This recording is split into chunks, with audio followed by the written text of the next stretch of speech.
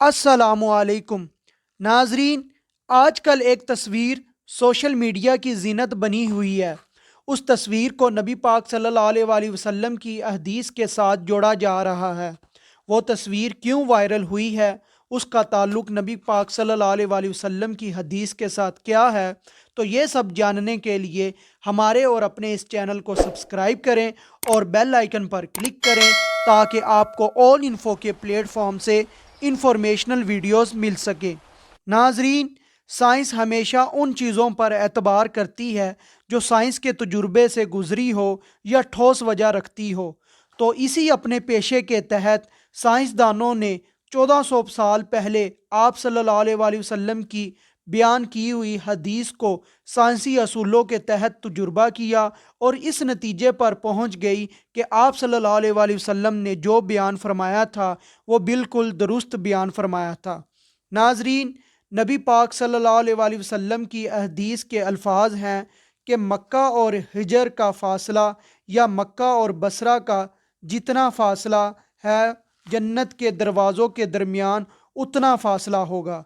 नाजरीन, आज के साइंसी दौर में सेटेलाइट के ज़रिए इस बात की तस्दीक हो गई है मक्का से हिजर और मक्का से बसरा का फ़ासला एक जैसा है।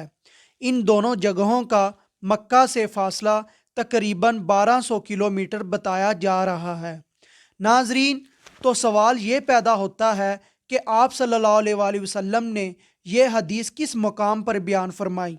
तो इस हवाले से हज़रत अबू हुरैरा रज़ी तआला अन्हा से रवायत है कि एक दफ़ा नबी पाक सल्लल्लाहु अलैहि वसल्लम की बारगाह में गोश्त लाए तो आप सल्लल्लाहु अलैहि वसल्लम ने दस्त के गोश्त को पसंद फरमाया और दोनों दांतों से नोच नोच कर खाया और फिर फरमाया कि रोज़े क़यामत जब सब रब्बुल इज़्ज़त के फ़ैसले को सुनने के इंतज़ार में खड़े होंगे, सूरज सवा नेज़े पर होगा, लोगों की हालत गर्मी की तपश से ख़राब होगी, तो लोग एक दूसरे से कहेंगे कि ऐसे शख्स को क्यों नहीं तलाश करते हो जो तुम्हारे परवरदिगार के सामने तुम्हारी सिफारिश करे।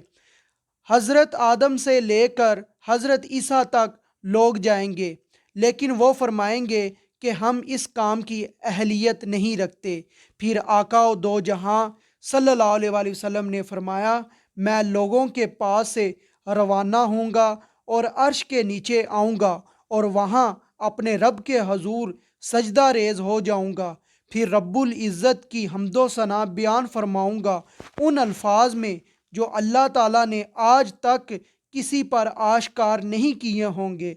फिर अल्लाह पाक फरमाएंगे, मोहम्मद सल्लल्लाहु अलैहि वसल्लम अपना सर उठाएं, जो चाहते हैं मैं अता करूँगा, जो शफात करना चाहते हैं कबूल फरमाऊँगा। तो नबी पाक सल्लल्लाहु अलैहि वसल्लम ने फरमाया, मैं कहूँगा ए अल्लाह पाक मेरी उम्मत को बख्श दे, तो अल्लाह पाक फरमाएंगे, आप अपनी उम्मत में से उन लोगों को जिन्हें बेहिसाब दाखिल करना चाहते हैं दाएं जानब के दरवाज़े से जन्नत में दाखिल कीजिए, और लोग इन दरवाज़ों के अलावा भी दाखिल हो सकते हैं।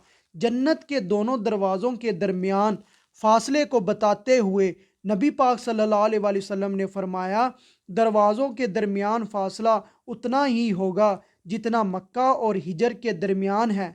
या कुछ रवायात में आता है कि नबी पाक ने फरमाया, जितना मक्का और बसरा के दरमियान फ़ासला होगा उतना ही जन्नत के दोनों दरवाज़ों के दरमियान फ़ासला होगा।